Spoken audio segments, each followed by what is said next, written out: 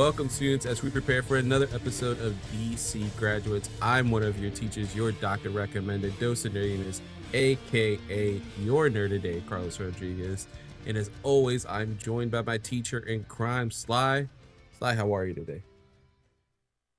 I gotta say, I'm gonna air my grievances on this podcast. We record this podcast at basically the same time every week, and every single week, somebody in my apartment gym loves to slam their weights down, and they started early this week, and they just started slamming as soon as you started that intro. Of course. And I might go a little homicidal. But other than admitting to crimes on the internet, I'm doing great. How are you, Carlos? I'm good. Apparently, you haven't learned anything from Frank. You don't say anything live, and it's plausible deniability. Valid. Yes, because you have now just made me and our guest lecturer accomplices into your murder. And who is our special lecturer today? Can you please introduce yourself to our students? Everyone, I'm Case Aiken, and I am so happy to be here. I have so much to share about awkward situations while trying to record. Considering I used to work in, or not work, I used to live in an apartment that I had dubbed the AHT theory because at the weirdest times of day, there would be moans. There would just be moans. Okay. Unfortunate. Like happy moans or scary moans? Happy moans, but it was like weirdly timed moans. Like I worked in theater at the time, so I worked weird hours. And my wife and I, my then girlfriend, my now wife, and I would both like report on these weird noises that we would hear at all times. And it was like the only theory that we had was there was a brothel in the building, right? Like that was the only way it works. Of course. I thought film set for, but also no, that. Okay. No, sex right. club. It might be a film set. Yeah, true. Volcano Los Dos. on exactly. that one right there. So valid. Well, I am so excited, especially to have you here today, Case, because of a couple things. First of all, you are like your entire brand as I know you is big and massive Superman fan, so we had to get you on a Superman episode. Yeah. Our mutual friend of the show, Matt Storm, who we had on the incredible MC University. So excited to get them back, hopefully, for a future episode for us. But, we love that. The podcast connections. And also, speaking of podcast connections, you are on one of the podcasts that my co-host on Served Up Sundays, JJ, introduced me to a couple shows. We are a huge fan of Movie Struck, which you did semi-recently, an incredible episode on Wicked, and JJ and I's like life goals is to somehow con our way onto Movie Struck. So very excited to have you here for this incredible episode all about our favoritist boy, the Reign of the Supermen, featuring the one and only Connor Kent. Man, there's gonna be a lot of Connor Kent talk today. I mean, I feel like we're in good company here because let's be honest here. I was a Marvel boy growing up. I mean, I was a Batman boy like at the very beginning because like the Batman 66 show was like running in syndication for a long time growing up. But when I got into comics after my first like foray into Batman stuff, I was like, let's check out this Marvel stuff. And I was all about Marvel for a long time. And then all of a sudden, the death and return of Superman introduced an incredible teen superhero right when I was like at that age of like junior high, being like, what are teenagers like? And I was like, let's check out this cool character. So my jumping on point to DC Comics and to Superman comics in general, considering the fact that I am a host of a Superman podcast, came from the Reign of the Superman arc. And so we are talking about the movie that is adapted from that today. And so we have a lot of opportunity to discuss one of my favorite characters, which is Connor Kent, Con-El, the Kid, the Superboy, but also all of these other like very interesting characters that the franchise like produced in this publicity stunt. Let's be honest here. Publicity stunt. Very but one that is very cool and has had a lot of cool ramifications and had a very cool adaptation. It's not a perfect adaptation, but it's a cool adaptation. So I'm glad for us to be talking about it. Yeah, absolutely. I'm very excited to talk about this. So let's not waste any time. Let's talk about 2019's Reign of the Superman. This was my first time watching this movie. How about you guys? Sly, we'll start with you. Was this your first time watching? Yeah, definitely. First time on this one. We are like fully into the era of me having completely fallen off the dcamu. So this was all fresh and new. And even back then, you know, I've talked about my complicated feelings with the Supermen storylines. But yeah, I was really excited to go into this because I knew it featured, you know, Khan, who I loved, so that was really exciting. And yeah, I was just really excited to see this storyline that I haven't really engaged with, only knew like in passing, and get to see it through this medium. So that was really exciting. Yeah, I'm very excited about. Case, was this your first time watching this film? No, it was not, however, that far removed from my first time. We did talk about this on my own podcast, which is Men of Steel, which is a Superman and Superman adjacent podcast. So we talked about Superman stuff, and for the anniversary of the death and return of Superman, we talked about all of the related media for that, which included this movie. On that note, I like this movie. I don't love it as much as I liked Superman, or like the Death of Superman. I think that was a way stronger entry in this whole franchise. But there's some good stuff that they're doing in this. There's some awkward stuff that they're doing in this because, like, if you're really looking at the whole death and return of Superman cycle, there's a lot of stuff written in there that's very specific for like the window of Superman when that happened. And they're doing their damnedest to like try to make this like not connected to all the greater continuity. But I enjoy this, and I'm really glad to talk about it. Yeah, this is my first time watching. I was really excited to watch it. I've watched so many clips though of Connor Kent and this Cameron Monaghan's performance in this, so I was already like hyped for like to watch this in general. But I've seen so many like TikToks and reels that like showed off like just Connor Kent in this movie specifically. But I was really excited. This is it was a really good foray. Yeah, I'm excited to sink our teeth into the movie a little more when we get into it. But this movie was directed by Jake Castorena. Oh, okay. Here's the thing: is he was not credited in the post movie scroll or whatever. It was just Sam Liu who also produced this one. So the credits thing was getting funky. I don't know, but that's what IMDb it's Warner Brothers, so that's what we're going with. Who knows? You know, we always say this. Well, we'll get to that statement in a moment. But Sam Liu is also directed and produced, written by Jim Krieg and Tim Sheridan. The studio, as always, is WB Animation. Stars Jerry O'Connell, Rebecca Romaine, Rainn Wilson, Matt Lantern, Cress Williams, Rosario Dawson, Nathan Fillion, Christopher Gorham, Shamar Moore, Jason Amaro, Rocky Carroll, Jennifer Hale, Cameron Monaghan, who else do we have here as well? Go ahead. You have Rocky Carroll specific for a reason, so yeah. Oh my gosh, that was like a shock to the system when I saw that name. But yeah, no, you know, I feel like everybody just had NCIS playing every week. Like it was just on the That's TV. what it was, yeah. So he's just such an icon. I also want to give an honorable mention to Erica Luttrell, who is not like relevant to this podcast. Gave a good performance, but was also in season 5 episode 14 Dumb Luck of 911, which was one of the Taylor Wong cinematic universe episodes written by my beloved Taylor Wong. And so I had to give a shout out because my favorite thing to do on this DC podcast is talk about everything but DC. Don't forget to check out Served Up Sundays on your podcast. Hell yeah. Choice and TikTok Not Live. a podcast. That's We're right, on TikTok Live. Yeah. As always, I'm going to continue the running gag. Is this streaming anywhere legal? No, but can you find it on the mythical island of Laughtale? Sure. Yeah, it's out there. I'm sure there's other stuff Fuck there. David Other people Zaslav. left. Fuck David Zaslav as always. That piece of shit. Sly. Actually, you know what? Case, since you are Here's our the thing. special mention, what?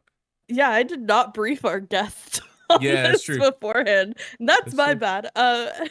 Case, I'll would read you the like plot to read recap out if that that. plot? Yeah. Yeah. Yep. That's it. When Superman, aka Clark Kent, is killed in The Death of Superman 2018, his parents and Lois Lane mourn. A lot of copycat Supermen pop up to fill the gap, all claiming to be Superman.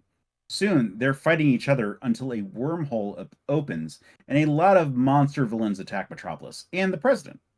It takes all of the Supermen and the Justice League to fight them off. Unfortunately, the wormhole swallows up the Justice League before crashing. At which point, when one of the Supermen builds an army to take over the planet, it's up to Lois Lane, Lex Luthor, and the remaining Supermen to defend Earth. That Yeah, was that's I good. didn't realize like how truly absurd the like premise of the plot that they took for this movie, like what they were specifically focusing on, was until I read through that plot recap. Obviously, amazingly provided by our lovely it's Scott from IMDb, whoever you are. You're new to the show, but maybe we'll see you in some future ones. Who knows? So here's a question for you Yeah. guys. What was your familiarity with the death and return of Superman arc from the comics before viewing the movie? I was very familiar. I grew up in that time, so I remember purchasing the Death of Superman. That was hard to track down in Philly at the time when I lived there. For me, and I finally found it in. I always give them a cheap plug, but Ontario Street Comics in Philadelphia. That's where I found it. It was my homegrown comic book shop. Again, support your local comic book shops. The famously filmed was it Glass? Was it filmed there, and Unbreakable. And that was a funny story I told Sly off air about what happened with that. But yeah, that movie, both those movies were filmed there. It's my favorite comic book shop ever. It's the best comic book shop to go to. But I found it there. And then I remember a lot of the lead up. I remember reading a lot of Wizard at the time and different trades. And I mean, you hit the nail on the coffin, I believe, beforehand, before we started recording.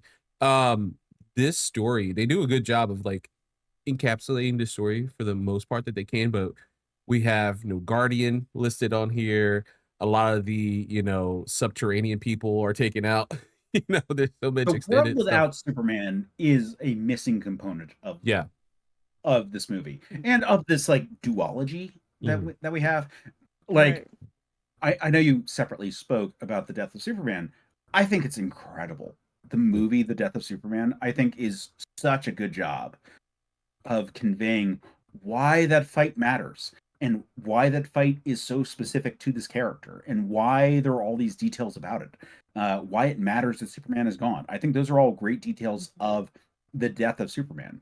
But the comics spent a long time dealing with the death and then the world without and then the reign of the Supermen and then the return of Superman. And they tried to cram it into 2 movies.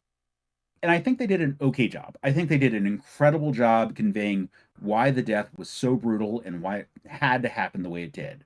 And I think that this movie is doing its best.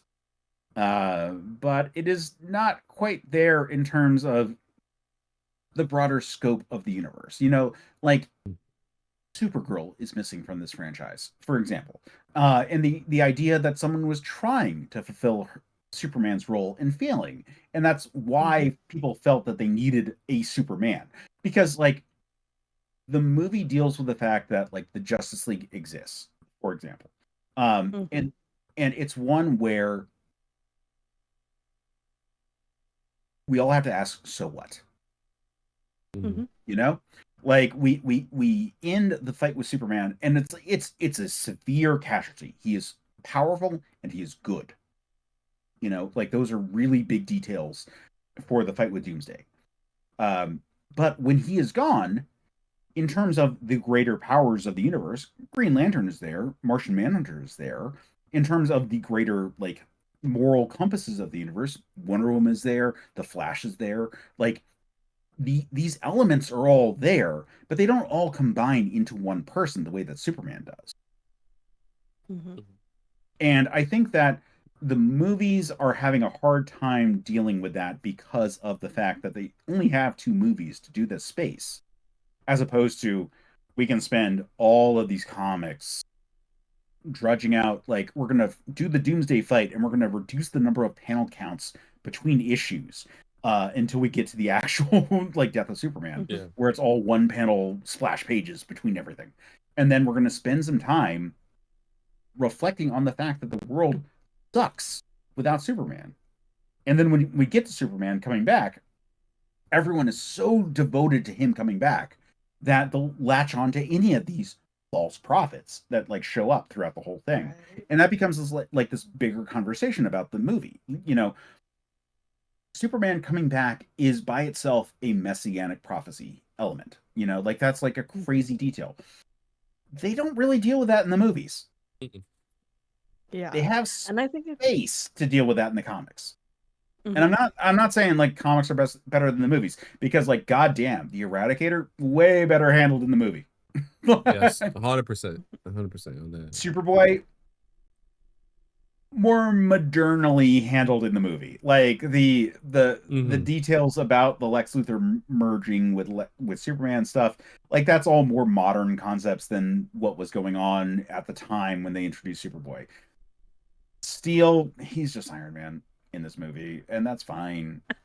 Yeah, that's fine. I had a note about that. We'll get to that. Yeah. But no, I thought it was really interesting that like we have previously on the podcast we talked about Unbound and how well they did Kara's storyline in that, and like the idea of like the diaspora of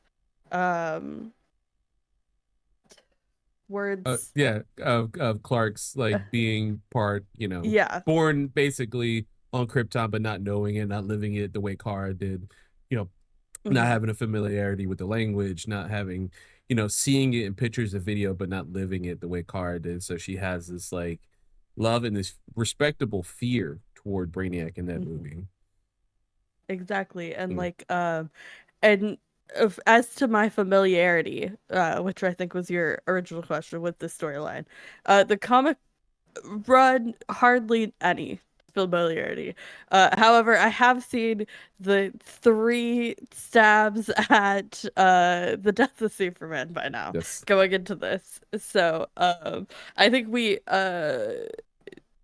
very in tandem agreed that the Death of Superman that we covered a couple of episodes ago was the best version of that. So but yeah, no, it really did feel like it could have been a trilogy of movies, and they really wanted to cram it into a duology, which is an interesting choice because of how much Batman title we get throughout the series, Yes. and how much not of anybody else in the Justice League. Yeah, that was gonna be my next point, that we've only gotten 2 solo Superman movies in this, and they cram in as much Superman lore as they could that wasn't even touched upon in all the other Justice League movies. Because previously, that's all we have.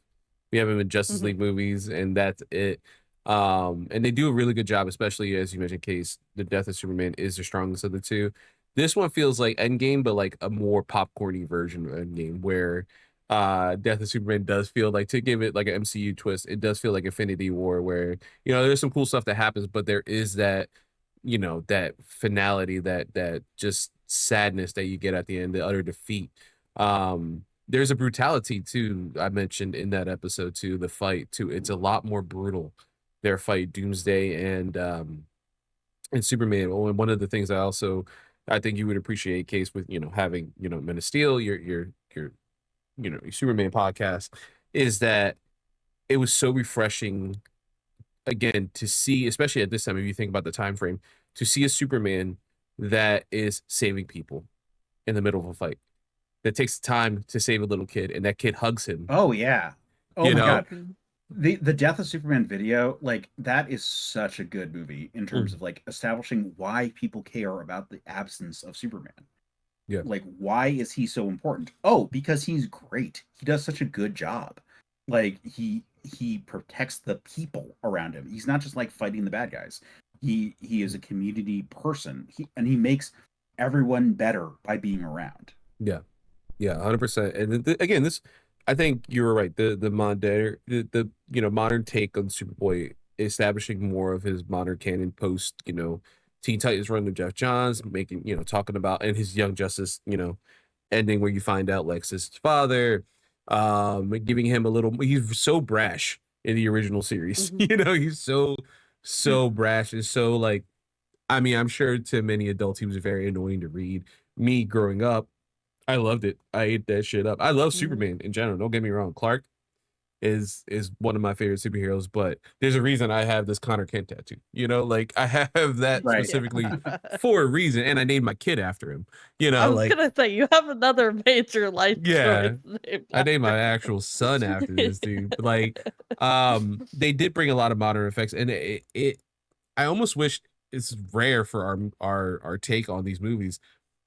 It's one of the longer ones, in quotations, because a lot of them are like a tight 90 or 80. Tight 90. Yeah. It's been a tight 75 for the past 30 episodes or maybe whatever. Another 10, 15 minutes, that would have been nicer in this film adaptation. But also, Casey mentioned the comic book run. We also don't have a lot of the storylines that are concurrently happening, right? We don't have the destruction of the Green Lantern Corps, that's going on, and Hal's turning into Parallax. We don't have, what is going, again, Barry's flashing this, not Wally. We don't have so many things that are happening concurrently in this universe. There are reasons why these heroes aren't there. And the Justice League we get in this movie is the full, big Justice League, not what did we have in that one? Wasn't that the Justice League International with Guy Gardner and the roster for that Justice League? It's a good roster in terms of power. Bloodwing, it was Bloodwind, who is Martian Manhunter. It was Maxima, who is probably more powerful than Wonder Woman, like one-on-one in that scenario. Guy Gardner, who is a Green Lantern at the time, a Yellow Lantern. Booster Gold, who has dope armor. Blue Beetle, who has good tech and identified correctly who Bloodwind actually was. But the roster is strong, is the long story short at that point.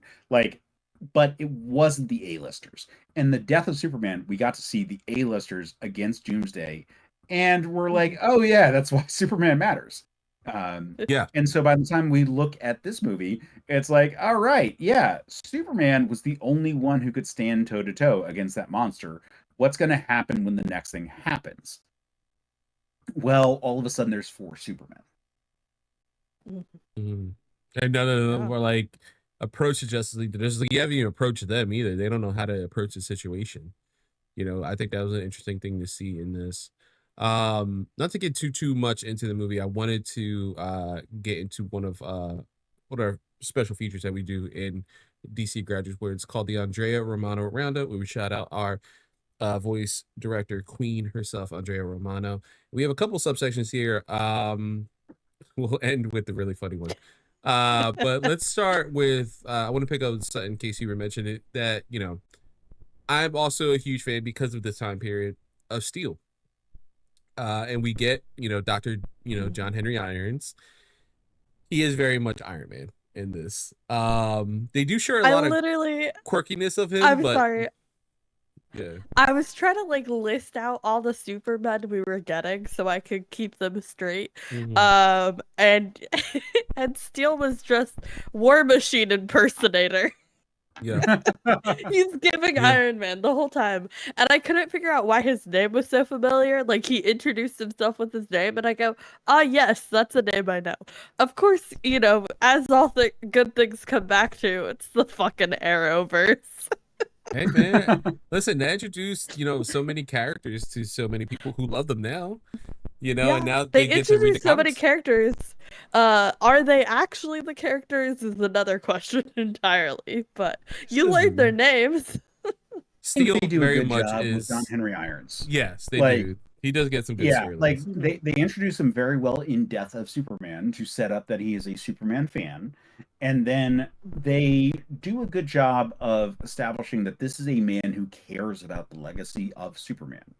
Now, the big detail is that he is just Iron Man in this. And it's hard with the lexicon of like armored superhero shit. You know, the lexicon of steel in what was it, 1994, 95, when this like comic was coming out, like was Iron Man language, but it was the Iron Man language of 1992 or 3, like the year before the comic was coming out, versus what is the steel of this movie, where he is very much the MCU Iron Man. He has a whole suit like that, like comes and attaches to him based on like cybernetic controls and so forth. Like it's this whole sequence that looks just like Avengers 1. And guess what? Oh yeah. This movie came out right after Avengers 1. Like it makes sense. Yeah. Yeah, it is. It is.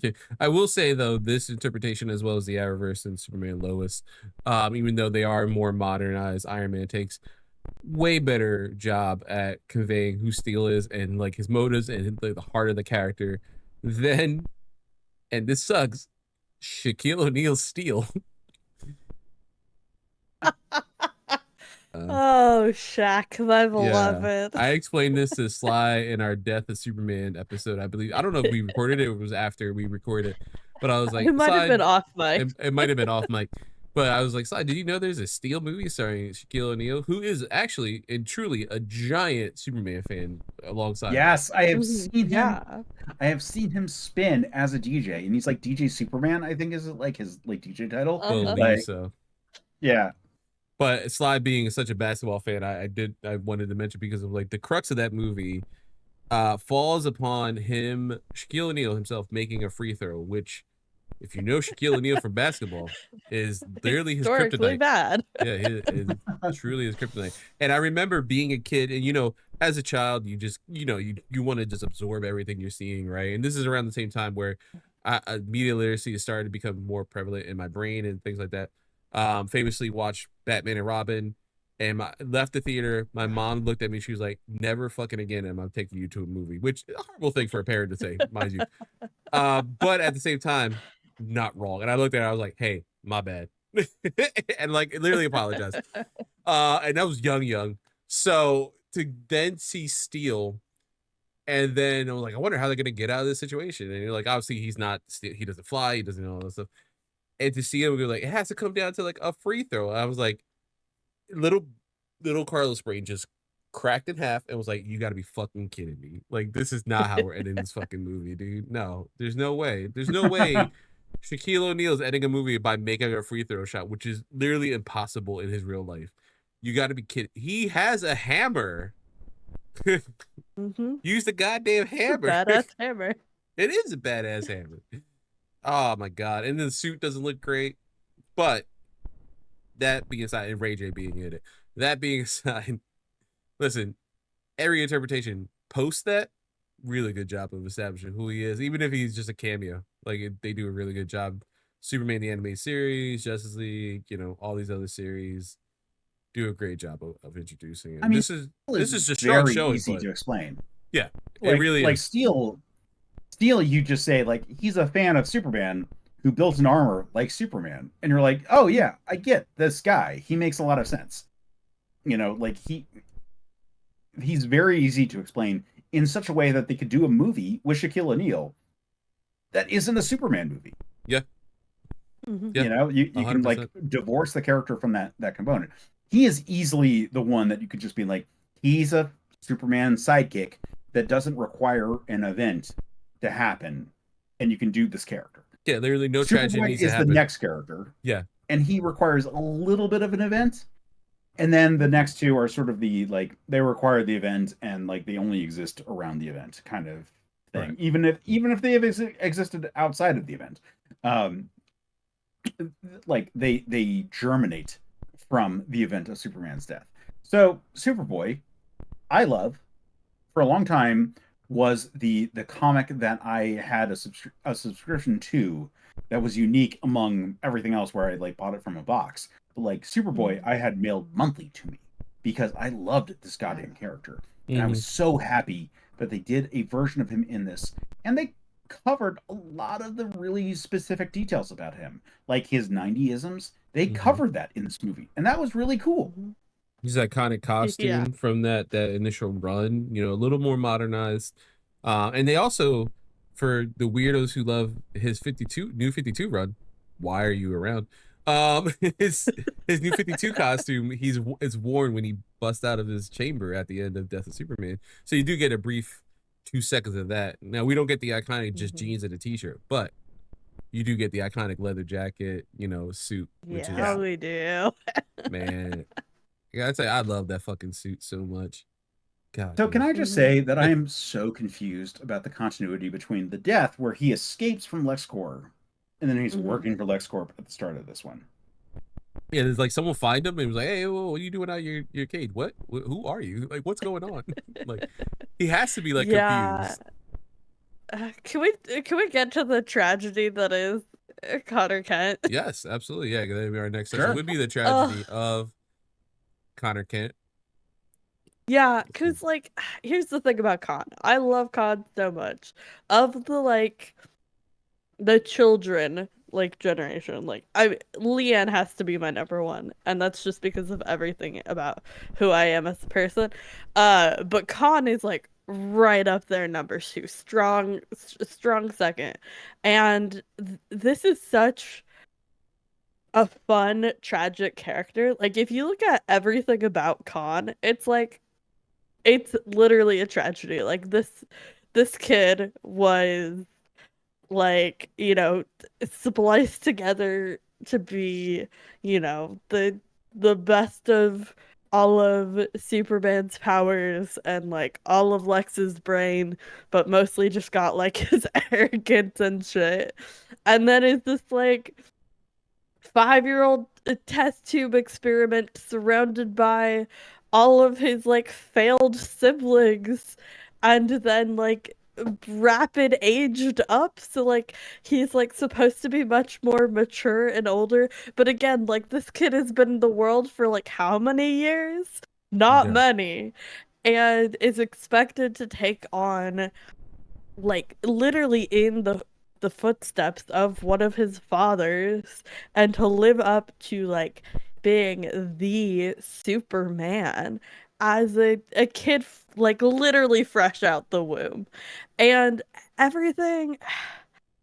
Just like, I get that he's like cocky and arrogant, but also like he has to like be raised by Lex Luthor. What do you expect from him? Exactly. I just love this character so much, and it just everything about him is like he had a tough go of it, and you know, at the end of this movie, he's off in farmland, happily living with Ma and Pa, getting all the love and affection and, you know, gentle reprimands a growing child needs, that I'm just so happy for him. Yeah. Yeah, and I mean that's the part of this movie where not that I have an issue, but like you could tell that, you know, we're speeding up this universe again. This is our only second iteration of anything Superman, you know, in this like solo. And he is the only other character other than Constantine who's had so many things that happen in this universe, just that he happens to be a part of and is focused on him. So to have can we talk about a thing that please. is just really weird in this whole movie? Mm-hmm. They're like, oh my god, Superboy is a clone. And that's a big deal for everyone. And I'm like, wait, isn't that like the thesis of the character? Yeah. like who is saying like, oh my god, this child version of Superman is the real deal? Like, it's always with the pretense of like, no, it's a clone, right? Like we all know that, he's right? obviously a child. Like he's obviously not the original Superman. Like, what are we talking about here? Yeah, even if it's like some timey-wimey shit, like something is off here. Something is different. Different universe, whether it may be, you know, even if they don't know until it's straight up said by Lois in this universe, like saying that he's a clone. But why is that a surprise? Right? Yeah. LexCorp built a new Superman? What does that mean? Yeah. I don't understand. Like, sorry. No, you're good. That should be a surprise for Connor. This movie. But this movie has a lot of weird, just like reaches in there, where it's like, can you get over the fact that this is a clone? What? Like, can you get over the fact that you're in armor? What? He's a cyborg? What? Like, there's a lot of we what. literally have a cyborg right over there. He's a prominent member of the Justice League. God. Yeah. There's a lot of like what some moments in breaches. this movie. Yeah. And it's weird because and this is why I'm trying to like very clearly be like, I'm not saying that the comics are better because they are the comics. It is weird at the moments where the comics from the 90s addressed continuity issues that the movie ignores. Like that's the part where it's like kind of weird. Where like Superboy in the comics immediately is like, I'm a clone of Superman, and everyone's like, that's makes sense. You clearly look like Superman, but you're young and you have less powers. Yeah. I feel like everyone this being whole like, universe what so is this whole thing? Like, it's just a strange situation. Now, that said, I think Steel is handled about as well as they can handle Steel. Like the whole idea of a person taking up the armor and being like, I never said I was Superman, yada, yada, yada. Works fine. It's a character that honestly didn't need the death of Superman to exist. They put him there because it made sense. I think the Eradicator is handled very well in this movie. Yes, 100%.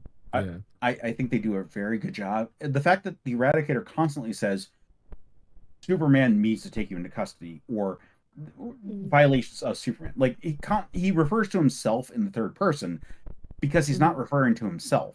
He's referring to Kal-El, the actual Superman. And that's a good detail there. I think that's a good like separation of the character there. I think that the Cyborg we should have spent more time with. Yeah. Oh, yeah. Like the comic, the big deal of each of the issues was how do we prove that this guy is Superman? And they kept on like having new bits of evidence like throughout. That doesn't exist in this movie. At the end of this movie, I am not sure that the cyborg Superman has any power. What I mean by that is that does he have powers or is he a robot? Yeah. Nothing we see him do couldn't be done by robotics. Like he flies, but he has rockets. He's super strong, but he's a robot. He's able to shoot heat blasts, but he has robot eyes. You know, like all these details about the character. So we're left with this character who there's nothing to prove that he has any Kryptonian DNA in the actual movie. And we've got this other character who is Superman-like, but clearly a hologram or whatever we deal with for that version. So these are these two other characters that like exist in the like the greater like mythos of the death and return of Superman, outside of Superboy and Steel, who can exist independently and have legs to exist beyond that point. It's just like this interesting like mishmash of all these characters because the movie does a really good job with the Eradicator. Like for one thing, having him always speak in the third person, great detail. Having his powers he doesn't sound like Clark either. He doesn't sound like Jerry O'Connell, you know. I kind of wish he had Jerry O'Connell's voice, just because, like, at that point, let's try to make him as like convincing as possible. Yeah. But I think they did a really good job with that. With the the Cyborg, he's there, but I wish we had more moments of them like proving that the character is like, oh my god, his DNA is Superman's DNA. Oh my god, the technology is Kryptonian technology.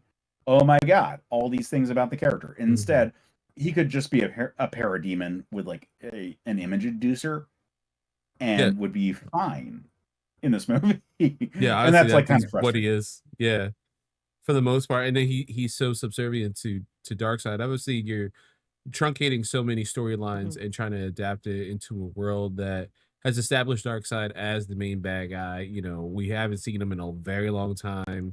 And, you know, same thing with Doomsday's origin. You get the reveal here in this movie that Doomsday was created by Darkseid and not like, you know, some hellbent thing that just happened to be here, you know, and was killed over and over again as some Kryptonian scientist, you know. And, you know, does it make sense? Yes, it does. Let's truncate that. We don't need to spend 20-30 minutes being like, look at this tragic character.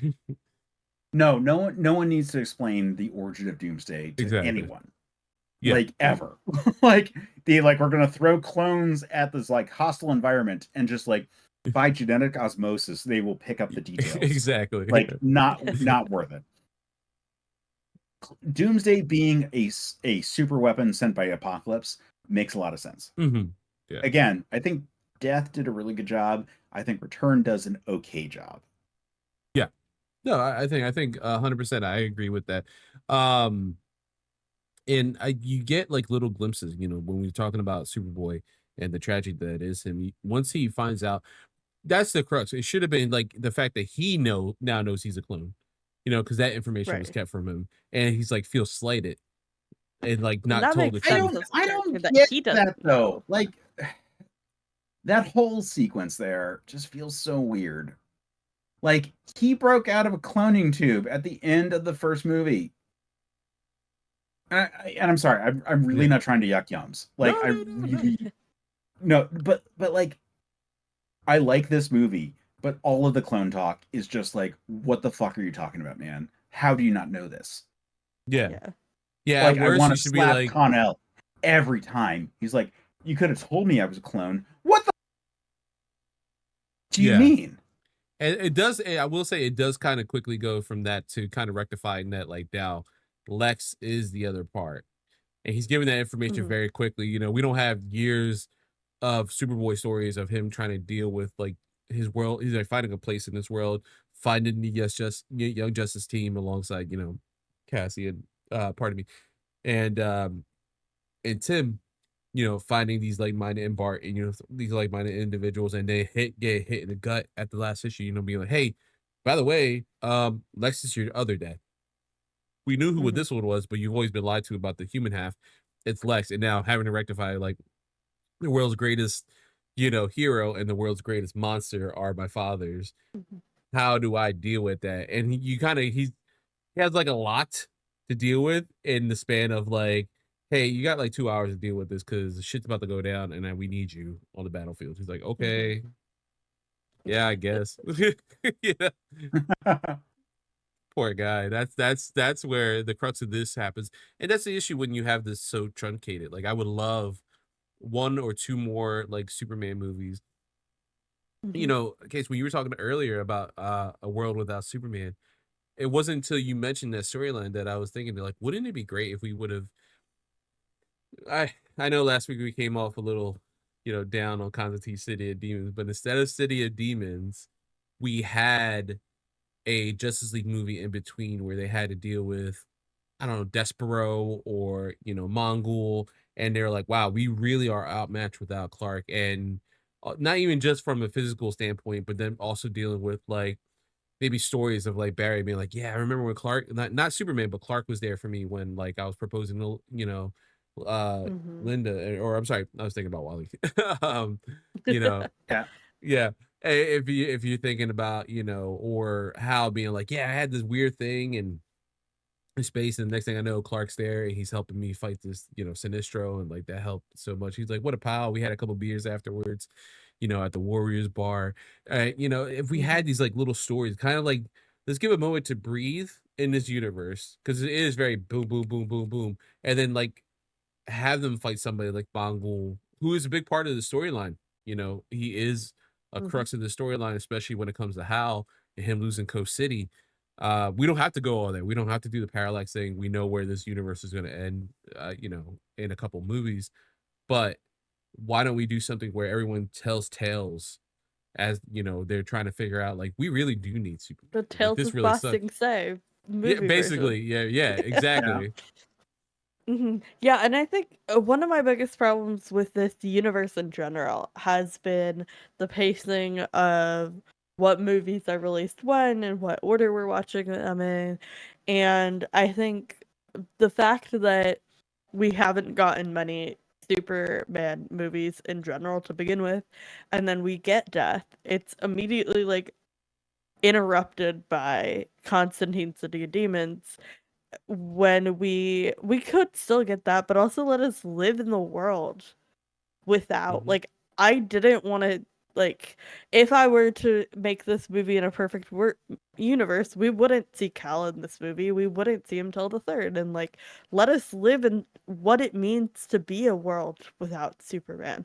And what it means to be a world with, like, one of the Supermen and then the other. Like, they all just popped up magically at the same exact time. And I get they were doing it for the freaking 90-minute runtime, but also, like, we could have The lived comics are in, kind of like... that way, actually, too.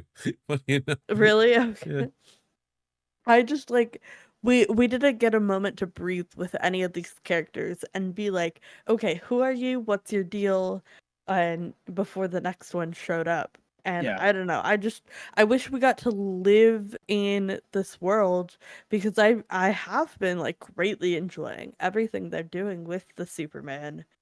We've talked to death about the Diana romance. We don't have to get into that again here. Yeah, But I have really loved what they've done with Superman in general in this universe, and we didn't really get to breathe with anything we got from him. And this would have been the perfect opportunity to do so. No, and I agree. When you look at, like, obviously, you know, this is basically the dcamu is basically the new 52, right? For all intents and purposes. And looking at, like, the movies that we have Flashpoint Paradox, which started it, War, which is, you know, Justice League, Son of Batman, Justice League, Batman versus Robin, Batman Bad Blood, Justice League versus Teen Titans, Justice League Dark, which still has Batman in it. Teen Titans, the Judas Contract, was like, holy shit, finally, nothing with Batman. Suicide Squad, hell to play. Which again, at this point, I was like, oh yay, something without the Justice League or Batman. And I don't even hate Batman. I love Batman. It's just like, dude, I need a break. And then we get, you know, the deaths of Superman. I was like, wow, I've really needed a solo Superman movie. It's been a long time since we, A, on this show covered a solo Superman movie, and B, in this universe at all. Then you get Constantine, City of Demons, and then you get the Reign of Superman, which we're covering today. It's like, oh man, I really like this 1-2 punch of Death of Superman and Reign of Superman. It's like, man, the wheels are finally turning on this universe. But then you look at their schedule, and then we have Batman Hush, Wonder Woman Bloodlines, which is the only Wonder Woman solo movie, and then we end the universe. That's it. That's crazy to me. And like seeing the post-credit scene here where you know, you see the Justice League being like, hey man, we've been on the offense, we've been on the defense, we gotta finally play offense, especially like Darkseid coming to our home one more time and trying to fuck with us, let's go against them. It was like, okay. And then I saw that, immediately thought like, oh, we're getting to the end of the series. Shit. And like, that's not even enough. I think that movie's pretty long, but like, that's still not enough time that you spent with any other character than the Bat family, which again, don't get me wrong, I love Nightwing, I love Damian, love them, but we however, still so much love an Batman. ounce of variety. Yeah. Give me one more Teen Titans movie. There's other storylines. Give me something. Like, if you're again, the next movie we're adapting is Batman Hush in this universe. That's cool. Let's see what Batman Hush is in this universe. But like, I need something different. God damn. And this was such a breath of fresh air, these 1-2 movies. It's funny to say about a movie that's like so sad, you know, in Death of Superman. And so popcorn actiony in Reign of Superman. But it's like, God damn it, I just needed something else. I just really needed it. Yeah. It's been an interesting go of like revisiting and then discovering like the second half of this whole cinematic universe or whatever. Yeah, I want to know like what was going on at DC at this time, or at least Warner Brothers Animation, to be like, hey, you know what? We focus a lot on Batman. We gotta switch this up, and we're gonna finish this universe. Like, but why? Because even from aesthetic points, case you agree with me, that suit that he has at the end is the Superman Rebirth suit, right? That he has. When they combine New 52 and weird. That is the look that he takes after his death. Yeah. Like, the whole time I'm looking at this being like, man, that should have been the look pre-death, and then like the New 52 look should have been the post-death look. So it could at least be like, oh, I came back because of Kryptonian technology, I'm going to wear a weird biosuit, like, kind of thing. Yeah, so I'll get my powers back, you know? Like, I'm just going to wear this. And I was like, it's a cool adaptation of that suit. Don't get me wrong. Like, it's really cool. I like the belt design and everything like that. And it's really cool to see it aesthetically because, you know, a lot of people, we talked about this with a lot of, you know, New 52 suits can be iffy. You know, the high collars are Mhm. one thing, you know, on so many of them. Jim Lee just loves his high collars, especially in the beginning of this I universe. love a high collar. Listen, I know that's a I hot get take, but it. I don't mind a high collar, but the suit definitely looks more like a Kryptonian battle suit, which would Yes, make more sense Mhm. post death, I guess, 100%. is what Yeah. I There's no, like. yeah. you're If correct. they Because there's so just much flipped technology which that's, look, yeah, there's even his solar suit, you know, that we get Mhm. the what we know as a solar suit, but many people know as the black and silver suit. Um, that suit seems even more Kryptonian-esque, you know, more alien right? than we see in the Mhm. comics, you know, or those God, I love that action figure from the Reign of Superman toy line from Toy Biz. But they Um, do good details on the suit he mhm, wears. Like they give him like the like textured look of the black and silver mhm. design that makes you feel like, oh, this is like some kind of like specialized suit that he is currently wearing, as opposed to like these are black tights. Yeah. Yeah. Yeah, it just happens to be like black tights. Yeah. Or even in the death of Superman, it just seems like some kind of armor, like the previous one with Adam Baldwin. This does seem like it is very um like we know what we're doing. Like this does seem alien-esque. Um Mhm. I wanted to this is now we're going into some funny details here. Uh before we get into Sly's funny thing that they added at the end. How do we feel about the mullet in this? Because that was a big contention point when he came back in the It was a 90s. look. It was I a have bold look. never been opposed to the mullet Superman Mhm. because I came in the 90s. So like mullet Mhm. Superman was like my intro to real Superman, as opposed to knockoff Supermans that were very aplenty in the 90s.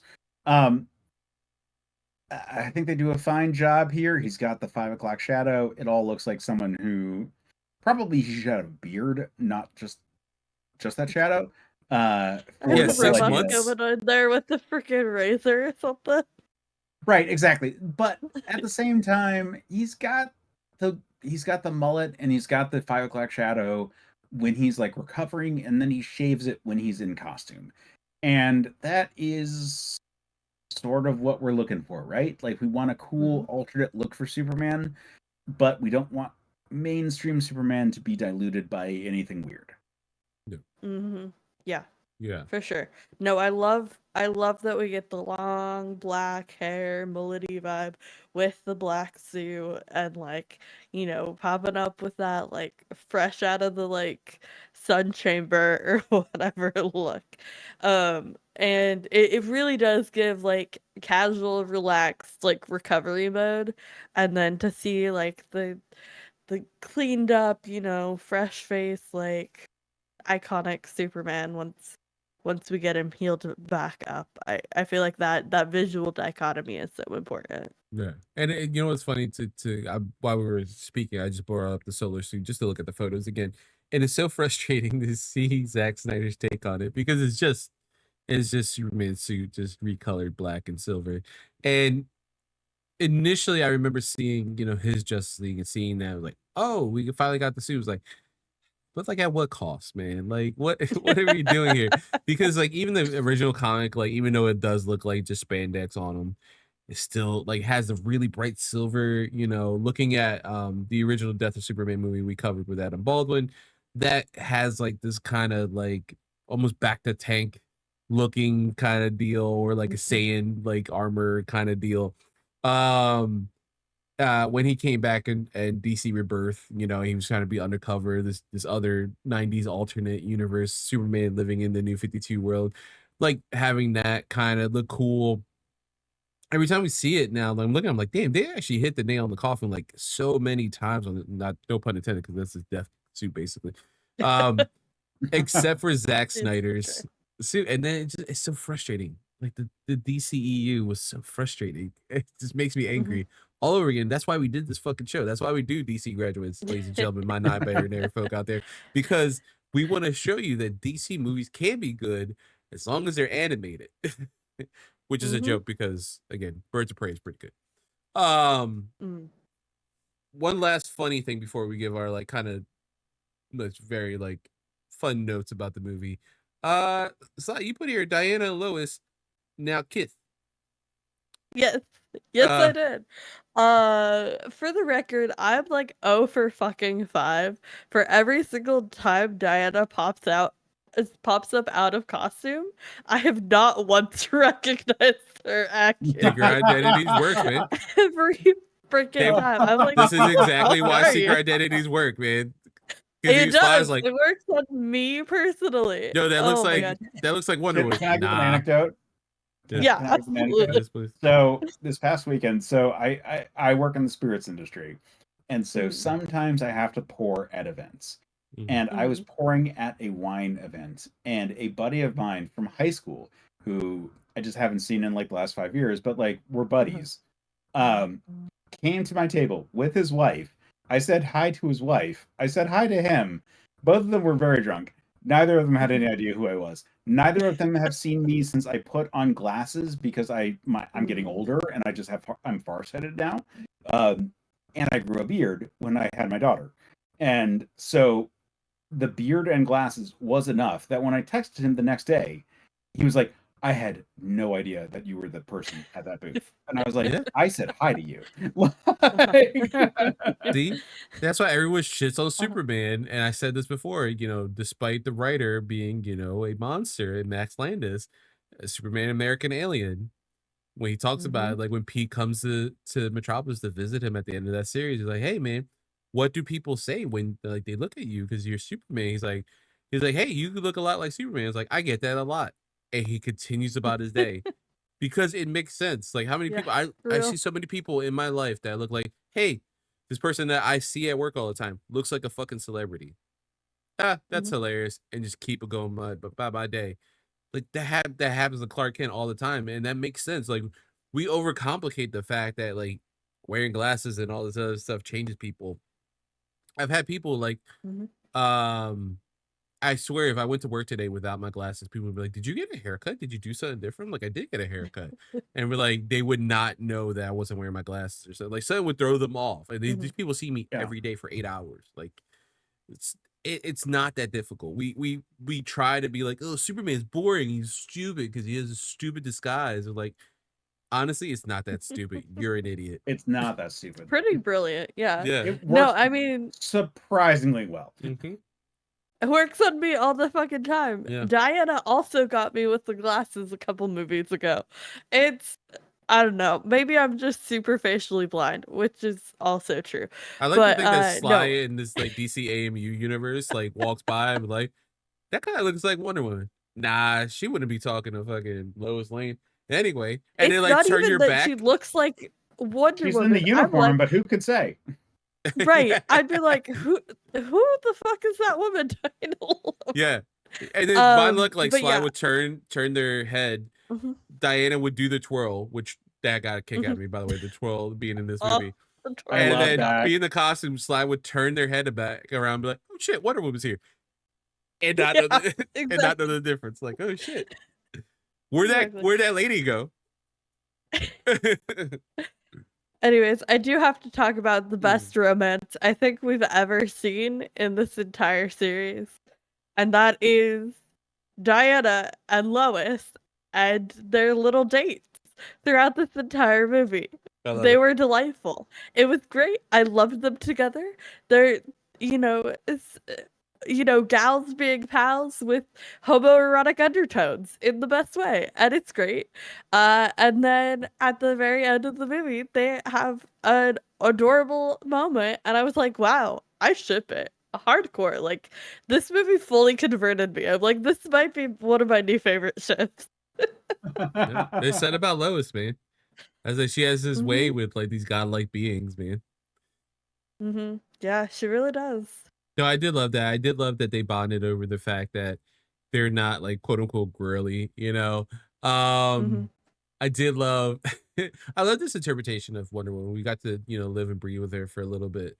And they really do kind of play off the warrior aspect that comes to Wonder Woman. Obviously, regular continuity, especially now where we're at, she is this paragon of compassion, someone who shows love, has a lot of love for people and the world itself, which she shows to most part, but like she also is this warrior and things like she's so multifaceted. In this universe, she's such a warrior first, and then those things She's happen had to grow afterwards. on me a Well, she's a lot. paragon. Like in the Yeah. comics, she is a novice, relatively speaking, when the death of Superman happens. Like the whole detail of the post-crisis DC continuity is that Wonder Woman, aside from the rest of the main characters, was reset from ground zero.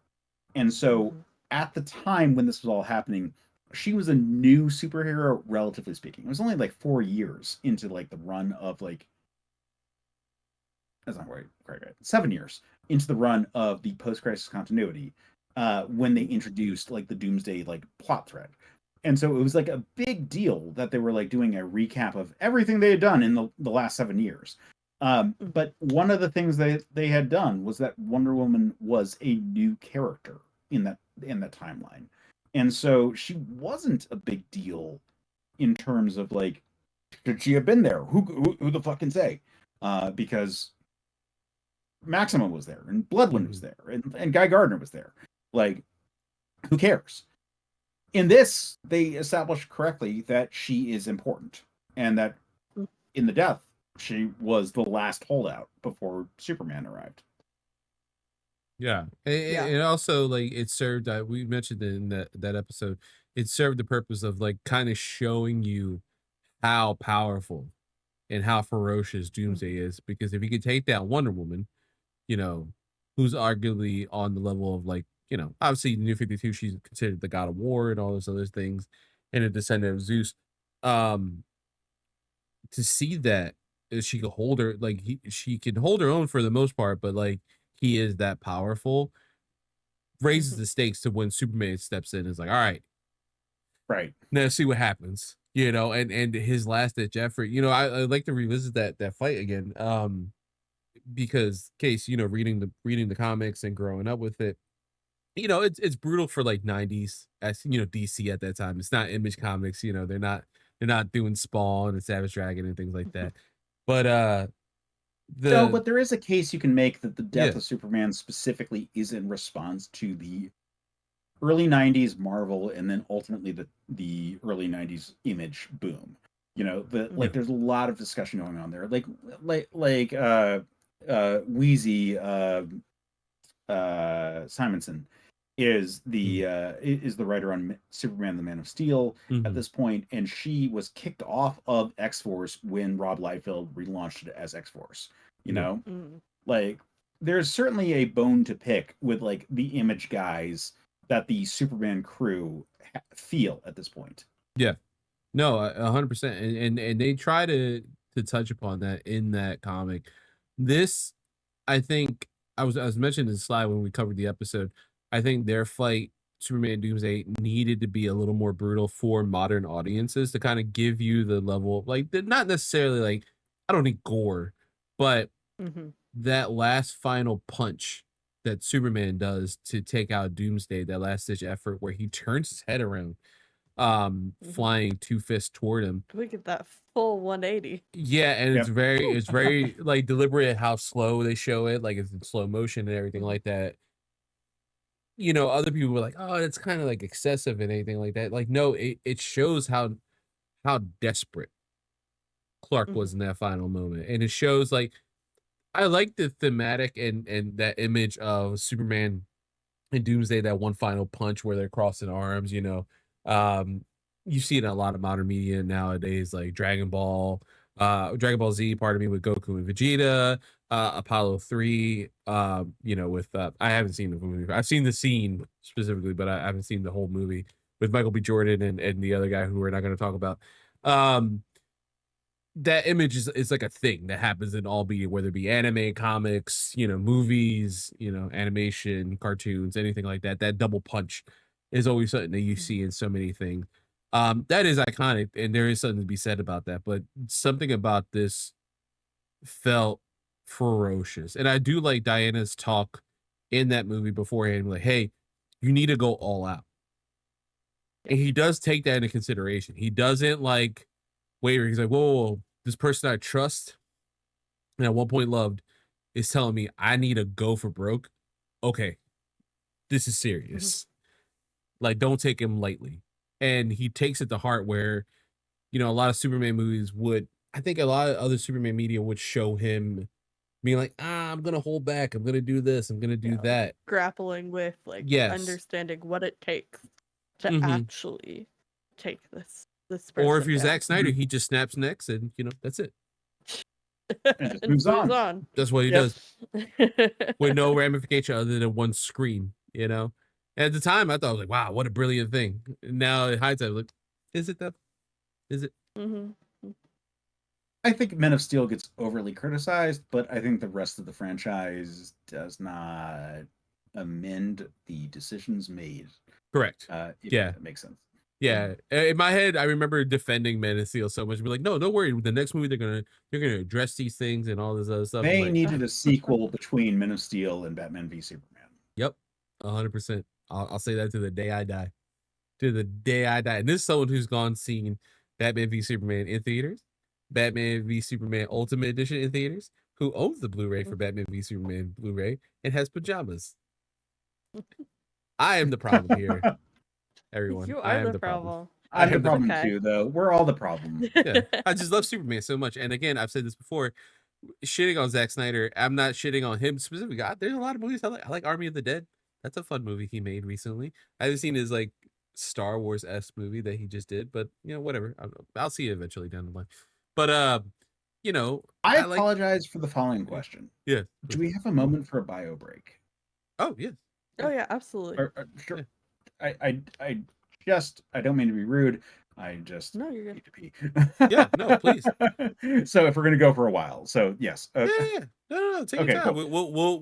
We'll talk about riff. We'll riff. Do not worry. Do not worry. I'll be right back. I'm so sorry. Thank you very much.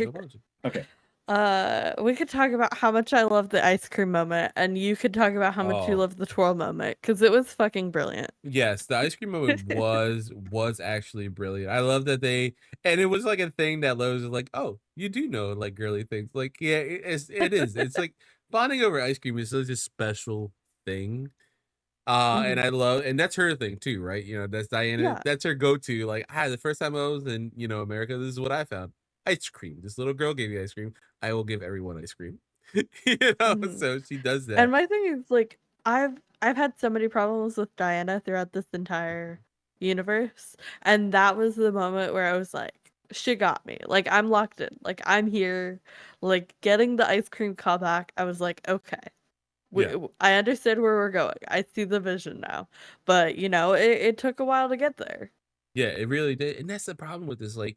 If we had this scattered throughout, we were mentioning the case, we had this scattered throughout the whole series, man, I think this would have been a different look at this universe. So much Batman, so much forward was a detriment in the long run to this series. And I think once we get to the end, I'd like to discuss that in our final episode when it comes to season 3, because I think in hindsight, it looks like, man, I see what you guys do. Batman is such an incredible character. He has so many incredible storylines, especially new ones, including Damian and all this other stuff that, yes, you want to touch upon. But we lost so much for everyone else, not including, more Green Lantern. We don't have a solo Green Lantern movie. And this is the perfect medium for it, right? Of course, I don't know if there's still gunshot because of Ryan Reynolds, failed movie, but that's a live action movie. That's not people who write the fucking comics writing the goddamn movies. That's the difference here. And because in this universe, you could do the twirl. 2 to 12 years out from that failure.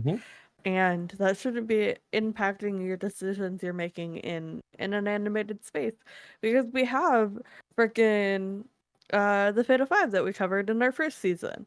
And that was incredible. That was a beautiful take on Green Lantern. And I feel like the problem with being so Batman centric in this universe that they've established is when you are telling a Batman story, it is contained. It is only Batman. It is only Bat Family. It is only Batman. Rogues, like, that is all you are getting is Batman. And to set up this entire universe where over half of the like movies so far have been basically exclusively Batman, we aren't getting those little moments, those little callbacks, those little things that can connect us to the characters. Like if we just got like a 2-second shot in every movie or whatever of when they have downtime, like Danik it gets an ice cream or something. Yeah. Like that endears us to the characters, and we should have a moment like that with Green Lantern, with the Flash, with Cyborg. Every single movie should have one little thing that connects us to all these characters, and instead we just got, all of these super self-contained Batman stories in what's supposed to be setting up this giant universe. And then how frustrating is it for you and me, Sly, who, we love the Bat Family, and we again, we don't hate Batman. We don't. It's just it's so oblivious. Like you see so much Batman stuff. You ain't gonna give me a Jason Todd in this universe? Are you fucking kidding me? We don't get a Tim Drake. We don't get a Stephanie Brown. No cat. No, Cassie Kane. Cass especially. Are you kidding me? Like none of this. Okay, so all you're missing is we were just talking about like how obviously again we were talking about the ice cream moment with Wonder Woman and how beautiful it was, and it was like a nice callback and endearing us to Wonder Woman. But then it always goes back to, man, like we just have more moments like this. Like, could you imagine going back to Justice League Dark, and especially after watching this movie, going to Justice League Dark and again taking Batman out of that? I know like that original 6-issue run, he was a big part of that. And that's kind of a loose adaptation of what was going on in that series. But why not try to modernize it in the modern adaptation of having Wonder Woman on the team? Someone who's magic based. It sucks when you see all this stuff. And then of course, playing fast and loose with this universe and doing certain storylines, not certain storylines, setting up this world, not pulling the trigger on like maybe having a Green Lantern solo movie. But at the same time, this movie has Wonder Woman doing the iconic, Linda Carter twirl, and it doesn't feel hokey. It feels like the perfect level of cheese that you need in this movie, and it just feels so wonderfully Wonder Woman. It is something now. It's just canon. It's just something that needs to be canon. It's something that was brought and made perfect by Linda Carter, that it just now is part of the adaptation moving forward. There's certain things that these actors bring to the table live action wise that have been now adapted to comics and animated movies that are just, let's just go for broke on these. And like Nathan Fillion as Hal in this whole universe has been such a delight. Well, I mean, that was how I feel about Hal. Yeah, that was fan casting. But like Nathan Fillion was like fan casting for years, and then they got him for the animated, and that was the only time we got him before he was aged out of the role, frankly. Like now he's doing he's doing Guy Gardner in the new Superman movie, which feels perfect. That's for him great. Too. But like Hal Jordan was like the role he was born to play 10 years ago. Exactly. Exactly. I 100% agree. And they like this movie, this universe, the DCAMU wants to play, fun, and I've grown accustomed to Shamar more as Cyborg. Now he's a little older. It's easier to hear that deep baritone voices like Cyborg. Now he's a young adult, maybe 25, 26 in this universe. It's easier to hear like that, those very beautiful, soulful, lustrous, voice. I'm sorry, I'm getting horny over here talking about him. It's just Shamar Morrow. How can you not? Yeah, of course. You're just getting horny for that deep, girthy voice there. Exactly. But well, this speaking universe has about so many being horny for people, oh yeah, I do have to out myself. We all know how I feel about Mercy Graves. However, I did realize, wow, I really am like Bruce and I have the same exact type, because I would let her do whatever she wants to be, especially in this film. I was like, dang. And then Lex like pulled her in front of, and I was about to beat that man's ass. Dude, all right. So let's talk. Let's get into like overall notes in the movie. We're closing out the Andrea Romano roundup, but let's get into overall thoughts of the movie, and let's talk about this because that's a note for me as well with Mercy. I said, nope, don't I don't like that at all. You're really gonna throw Mercy in front of the Eradicator, not my Lex. Because I'm so used to Lex having this affinity toward Mercy Grace, and not necessarily like there's not like a relationship there. It's just like this like general like, hey man, we cool, right? Like we cool. Like there's a general understanding between them two that I love. One of the only people he's ever trusted ever in his life. Yeah. Hey, can we talk about Lex in this movie? Because I don't love this Lex. Like I have liked many a Lex Luthor portrayal. I don't know if I like this Lex in this movie. Like he doesn't really strike me as the type of morals that a Lex Luthor should have, or the type of like motivations that a Lex Luthor should have. Yeah, he feels like a weird amalgamation of like some megalomaniac and like Gene Hackman's like Lex. Like he doesn't feel, and no shit on Gene Hackman, you know, who unfortunately passed away recently. Like he was a good Superman for the time and that movie, you know, it's fine, but he's not the Superman of the comics that we've come to used to. And again, that affinity for Mercy, that like respect that he has for her. He doesn't have respect for many people, and see Lex have respect for someone like Mercy and vice versa. Mercy have respect for him.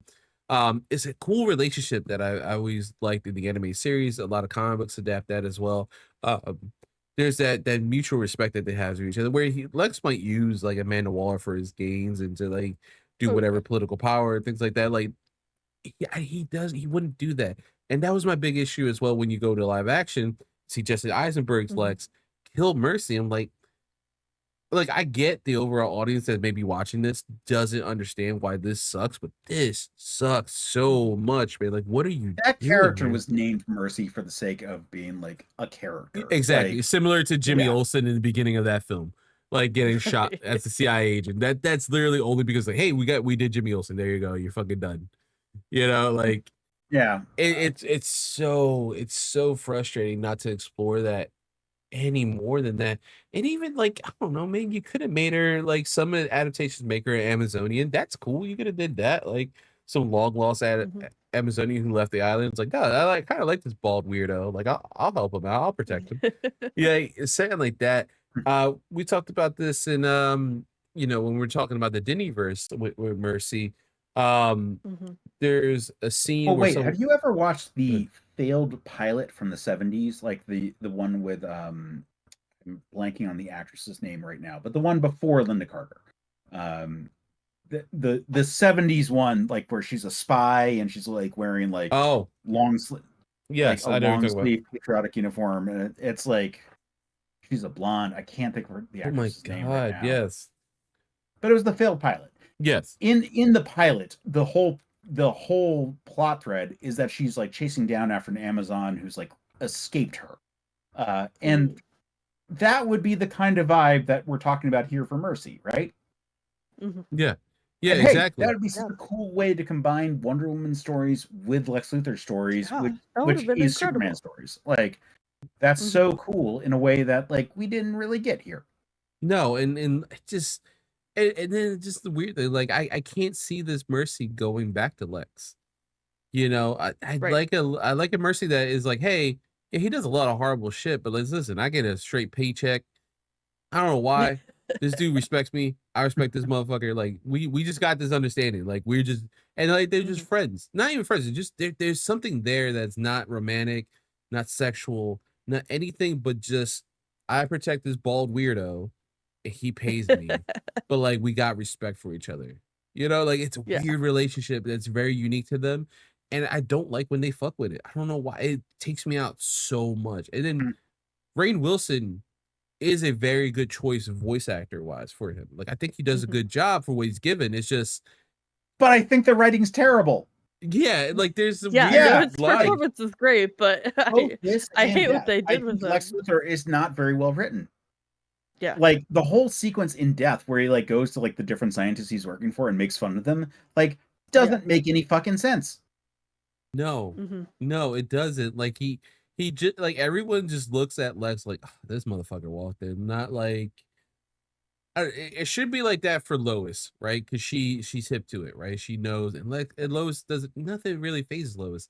But with somebody of that magnitude that is Lex, like you're supposed to see Lex in this higher stature almost, that at least how he Yeah, presents he's himself. supposed to be brilliant, and yeah, he might be an asshole, but at least he treasures and cultivates knowledge. It's like his whole thing. He wants to Exactly. collect all the knowledge and power he can. And so for him to be like this giant man child belittling everybody, That's what it is. it He is a man doesn't. child, 100%. And it's just so difficult when you see so many. We haven't had a really amazing adaptation of Lex since I would say Michael Rosenbaum. And I know I'm rose tinted glasses. I love Smallville. But Rosenbaum is just so good. He's given so much time to breathe his Lex. You see him in the very beginning, and then he turns into the villainous Lex. And that's not me defending that series. There's some horrible storylines in that series. They try to do what they can when he leaves the series, because they wouldn't pay him. He finally comes back in the all this other stuff. There's a lot to unpack there with Lex and Smallville's Lex. But it's the closest we got to an amazing, other than the animated series and the DC, the Diniverse, the closest thing we've gotten to like a very capable, not man childish, like someone who you would believe really would be like, hey, all right, now the universe is like Earth is at stake. Man, fuck you. I protect Earth, man. I don't give a again, we talk about this all the time. I would understand in our current political climate if he was real. I could see myself being like, hey man, I'd vote for Lex over the orange guy. Cause he wears his shit on his sleeve. Lex is like, hey, I hate aliens. And by that, I literally mean space aliens. I get it. I don't agree with them. I like Superman, but I and get Lex it. Luthor in this continuity has so much of a history of like charity work and stuff. Like you're like, oh yeah, he wants to make the world a better place. He wants to run it, but he wants to make the world a better place. Yeah, Is a very different vibe. The global dictator, but than certain vibes that are going on out there, where it doesn't feel that way at all. At all, yeah, not at all. It's just he does. It's like you hit the nail on the coffin with that one. He does feel like very much like a man child, like a petulant man child, and he constantly is not getting his way. Like, and this is supposed to be the brightest man in the universe. Nah. Yeah, it's crazy we haven't had like an amazing adaptation for a long time. And listen, fingers crossed. I love Nicholas Holt. Let's see how he does when it comes time. But like, damn man, like why can't we get an amazing Lex? Like Lex is my favorite villain, and we just haven't and had. Like, the way we see him in this movie, like Lex is brutal and ruthless, but I don't feel like he's like, I don't know the word I'm looking for, but the scene that comes to mind is when he fires the doctor or whatever and locks him in with all the creatures. And like that didn't feel like Lex being brutal. That felt like, haha, deal with the like consequences of like your actions. And I don't know. I feel like if we want like this like brilliant, like ruthless, like Lex, he's not vindictive like that. Yeah, I was looking at this. I have also Superman right here, the compact edition from DC. And I was looking at this just right here. I'm like, man, that Lex is so much better. He does have the berating. He has the the super science about it. The I'm better than you, but like it's just portrayed just ever so slightly better than what we get here. And listen, we're not standing for eugenics.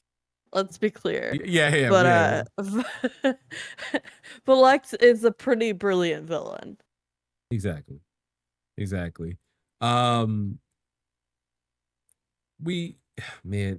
wanted to touch upon that, which we did.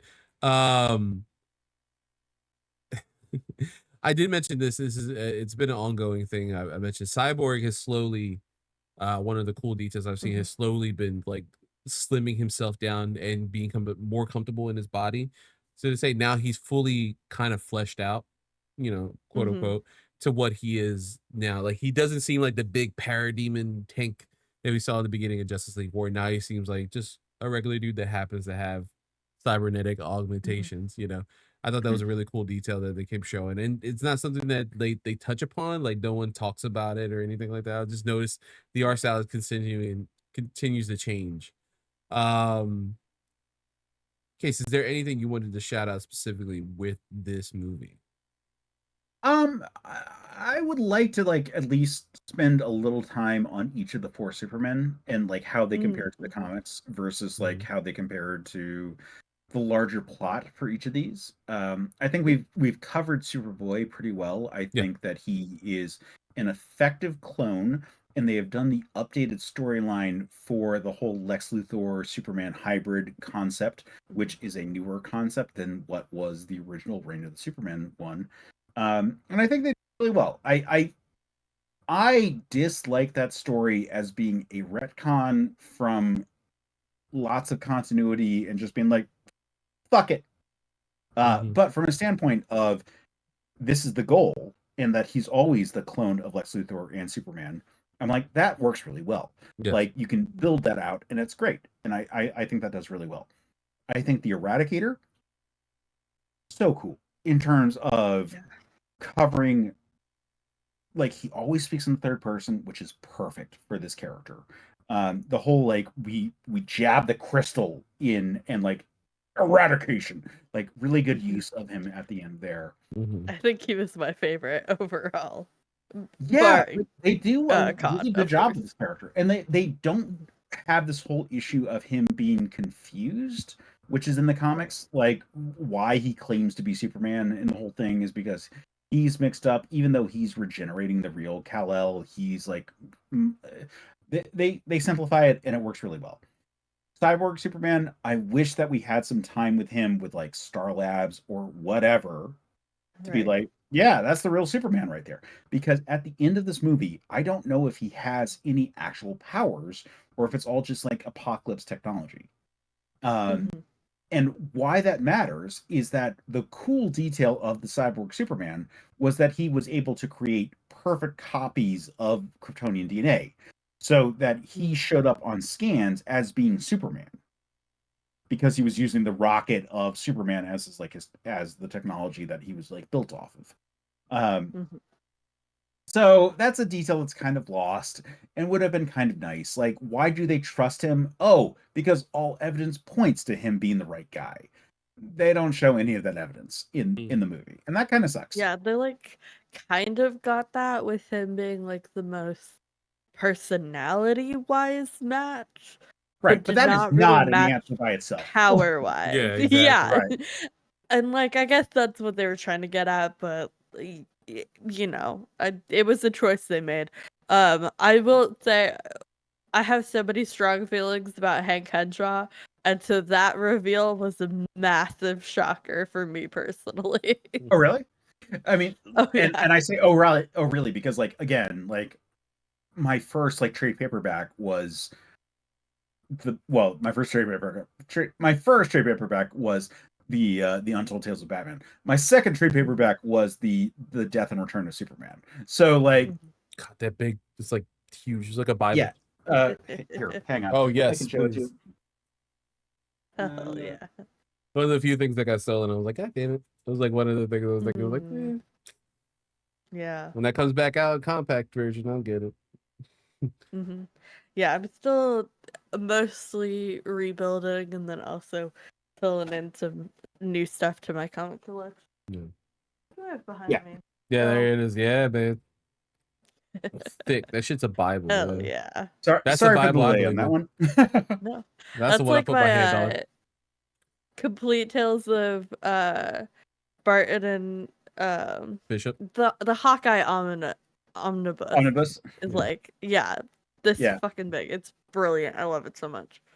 So we do a great job with all four versions of the characters, but again, Steel does not require the death and return cycle to actually exist. Like he could exist independently just fine. And so he exists just fine in this, but like, you know,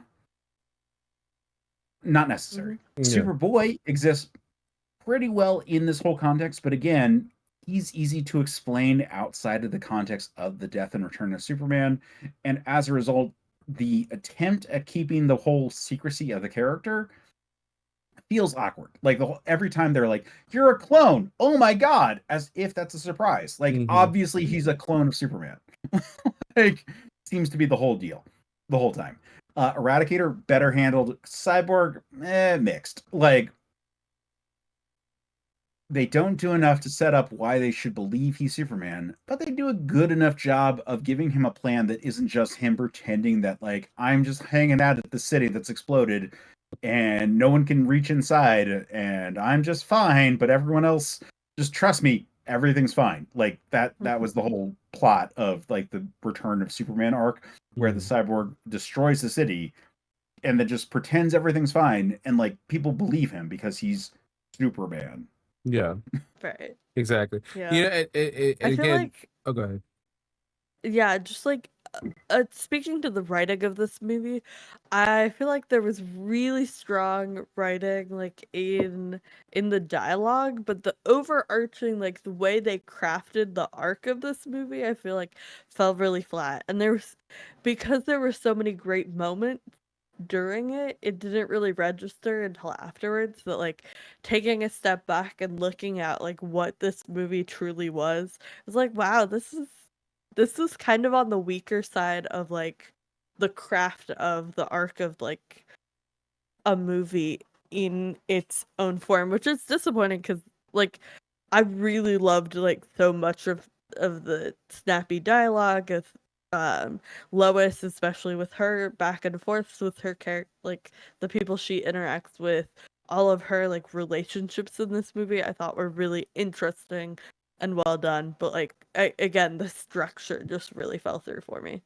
Yeah, it's a real sum of the parts movie. Like when you look at it in macro, you're like, oh, there's all these good pieces that go into it that like add up to a good movie, but it is not greater than the sum of its parts. And that is the letdown of the movie, where you look at this whole thing and you're like, I like how they handled Khan. I like how they handled the Eradicator. I like how they handle Steel. I think they do a pretty good job of the Cyborg Superman. But put it all together, it's not a better story than it would be otherwise. Yeah. Yeah, I mean, in my notes, it came out, I was like very positive, and that doesn't change. I really do like overall love this movie. There are issues here, and I think it's just the fact that we've been devoid of anything Superman-esque. And again, I get it. I'm the Superman fan. I love Superman. I literally have that shit tattooed on me. But you're the Superman fan. I'm the Superman podcaster. Exactly, right? Yeah. So like, it is. I'm taking any like little fucking morsel I can. That is, Superman media, and that is handled with some sort of care, especially around this time with, again, especially the Snyderverse, and the DCEU. Like, I want something that shows Superman doing what he's supposed to do. And now this one comes out more popcorny. I think together. I wonder how this would look together, because there was that fandom of it, back in the day, that they had both movies play back to back. So I wonder how this would play, if you watch it as one movie, no year break in between or 6-month break in between. Yeah. Well, I can tell you because I didn't watch this live. I watched both of these when they were streaming. Okay. And back to back. And my experience was Death is really good and Return is fine. Yeah. It's good. It's a good movie. All of the arcs are good. But there are these glaring issues of the larger story where you're like, it's all fine. Like there's nothing that ruins this movie for me, but there are lots of like little details throughout where it's like, why did Superboy escape at the end of the first movie only to be working for Lex Luthor here and be surprised about the detail that he's a clone? That's weird. Like, why are we spending time with some of these details when we could have just hand waved it or moved on or whatever, like the shot of the Eradicator blowing up all these gangs, great shot.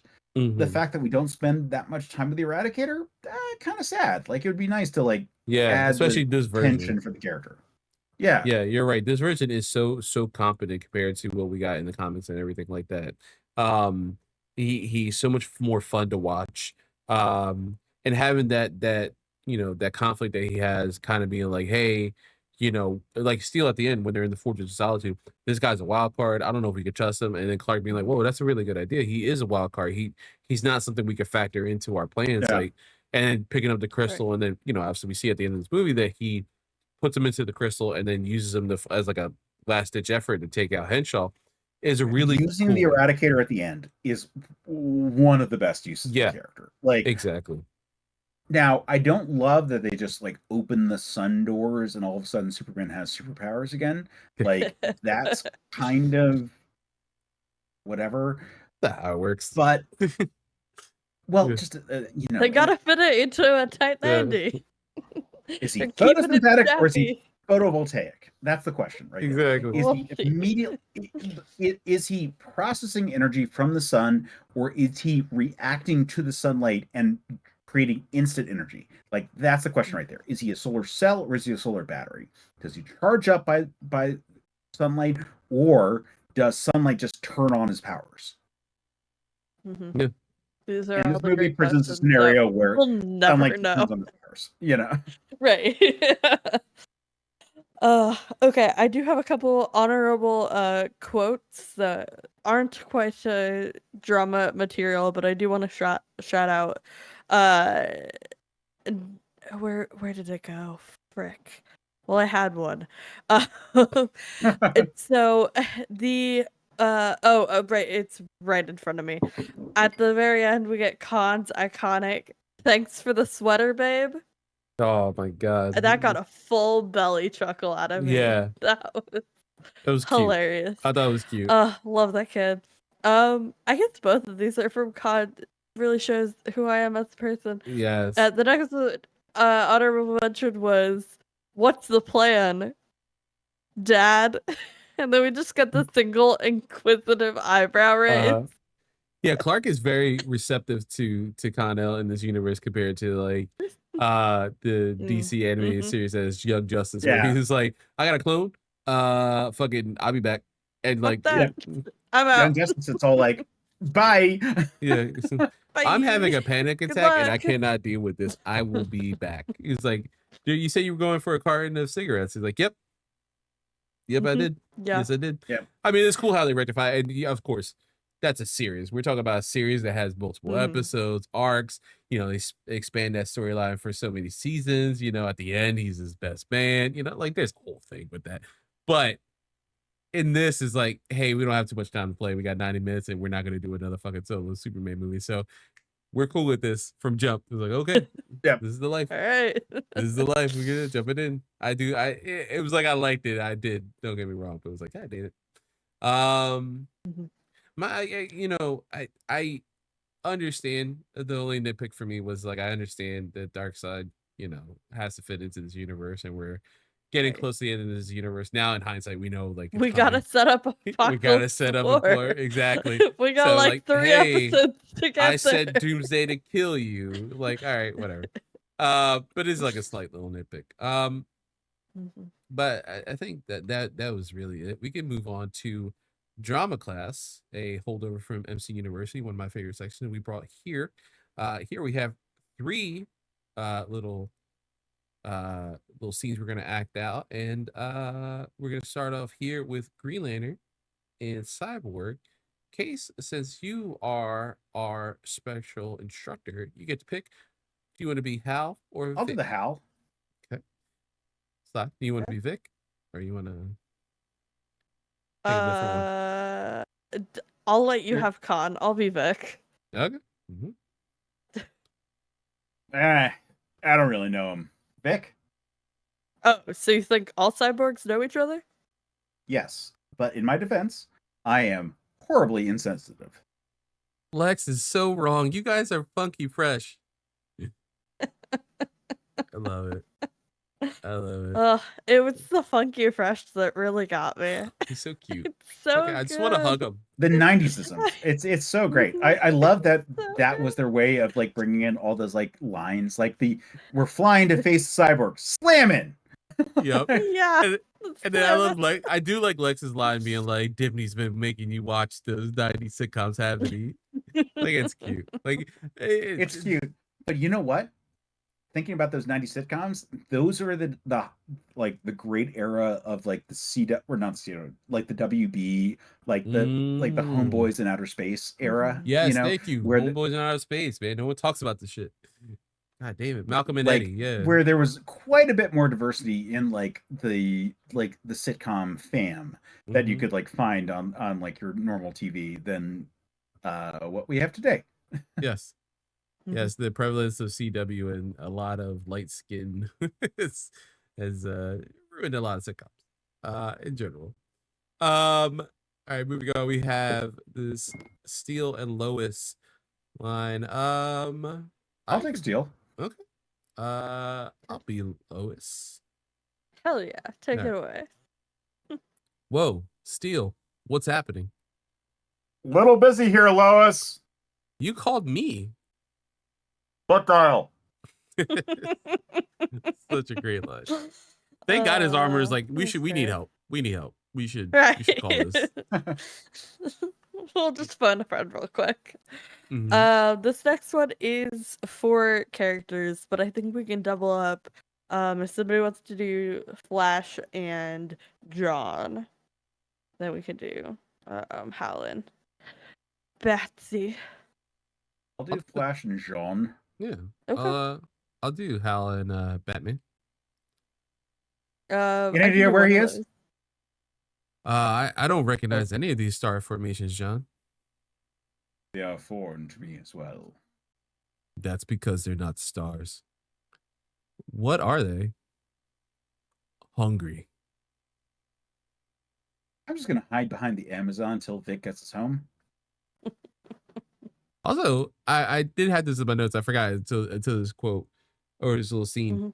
Let's talk about the fact that like Hal has memorized star charts and the stars of the universe, like, or the galaxies he's experienced. Like, he's stupid. Why did they ask Martian Manager why would he know the astronomy better? Like, his stars are the same stars. Exactly. Yeah, there's nothing different.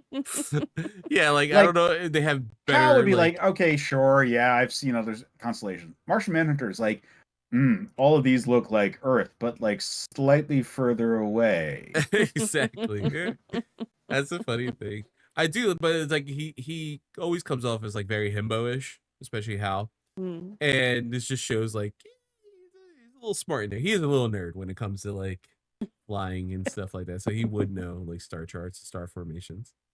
Yeah, right. I mean, I think like the whole Hal Green Lantern thing, like, sure, he's like the post World War II fighter pilot ideal, but he is also the prototypical Green Lantern who is a Linsman scenario. You know, like the sci-fi that like influenced like the 60s and going on Green Lantern concept, which speaks to this like highly competent character, which would be Hal in that regard. Yeah, very much like Farscape. He's still my Flash least Gordon. favorite, but listen, I don't know. You know what? Here, since we have Case on here, child of the 90s, very much like myself in the 90s comic books. Kyle Rayner, right? Alan Scott. Those Kyle Rayner, Alan Scott. Yeah, exactly, man. And John Stewart, I love him to death too. He's of course. My boy is John Stewart. Kyle Rayner's getting very high up there, and of course, Jessica, loved her. She was great. Jessica. Big fan. Yeah, it's like anybody but Hal is like awesome. And that's how you shit on Hal. It's just like everyone's just better. We talk about this all the time. The Bat Family. Hey man, Bruce is cool, but you know what's cooler? Dick Grayson, everybody, Jason Todd, Damian Wade, Superman. I love Superman to death. You know what's really cool? Connor Kent, Kara Zor-El. John Kent's really cool. The Matrix into the Superboy. Yeah, exactly. The Matrix into the Supergirl. Pardon me. Yes. Oh my God, that weird fleshy thing. Oh God. Yeah, she's an Earth Angel. Oh fuck! I forgot that's how that storyline ended. Cause like I would love you to take a deep dive into like Supergirl's wiki, because you only know the Kryptonian. I'm gonna send you a link after this episode. Man, incredible. The twists and turns, especially during this storyline, insane. I did recently read the 2022 Supergirl run. Woman of Tomorrow, right? What's the one you sent me? Was that the Woman of Tomorrow with Tom King? He wrote the Well, one that's being yeah, adapted. it was. Yeah. Yeah, Woman of Tomorrow. That was fucking incredible. Yeah. Amazing. Blew my mind. Makes sense why that's being adapted to a live action movie from jump. Like that's how we're starting this universe. Yeah. We're doing that one. It's the best one so far. And not Earth Angel or weird blobby fucking alien thing. All right, moving on. We have quiz time. This week we don't have a quiz. We haven't had one in a few weeks, but I did a little cool piece of trivia that I wanted to mention in a short case noticed as well. Every headline when they talk about each specific Superman, the cover is the cover of the comic book they were introduced in. I don't know if you noticed that. Nice. Or at least a panel from that comic, because I know the Eradicator one. The Eradicator gets like the gang war shot specifically. Yeah. They do a lot of comic trivia, like tributes. Connor has the one where it's not him necessarily pointing at the back of his, the "Don't mess with the S," but it is him with the graffiti and him sitting next to the wall, which I believe is a panel. And I forget what John's is, but like I noticed, I'm like, oh, these are like iconic panels for this series and like what was going on at that time. And I was like, oh, that's a little cool. That's a really cool little shout out. I wanted to mention. And finally wrapping up, we have Homeroom. Our final thoughts on this movie, which I think we've pretty much shared. This could have been better. I personally am really happy with what we got, but of course, this could have been better. I'm looking at it hindsight, with this universe, man. I wish we got more solo stories, other characters, more Superman, more Teen Titans, maybe 3 Wonder Woman movies would be great instead of 1 Wonder Woman movie. Maybe a Green Lantern sprinkled through. Hell, do a Green Lantern after Wonder this Woman where you get movie wasn't even Superman. in this universe. I just feel like this movie could have really benefited from a World Without and a Reign of Superman, that being one movie. Like the first half being like, we're all sad that Superman's gone. And then half of the movie being like, look, they're back. Which one's the real one? And then this movie being, which one's the real one? And then like the bigger story that they want to build off of that. Yeah. They're building up, getting ready to Dark Side, come with Kal-El coming back and everything like that. I agree with you, Case. Yeah, like Dark Side as an addition, fine. Like fine. That's all fine. Getting the League off of the plane. They had to do that in the comics anyway, and it's better in the movie. It's not great, but it's better in the movie. Roll with that. Like have that be, a bigger part of the movie, and then spend some time with like the world being missing Kal-El. And then, hey, it's Kal-El. Oh, wait, is it Kal-El? That's weird. He's got glasses. I don't recognize that. Oh, wait, that's weird. He's hiding half of his face. Oh, wait, that's weird. He's wearing an armor. Oh, wait, that's weird. He seems younger. Build, spend some time with the characters there, and then we can, like, get into some of it. Like Superboy having exactly Superman's powers is a thing that requires some explanation, but we can skip that part. Like we can do some of this as a way of like giving us time with these characters and breathing room with these characters, and not spend way too much time with them, and then move on to the whole Superman's back and how do we tell this whole story thing.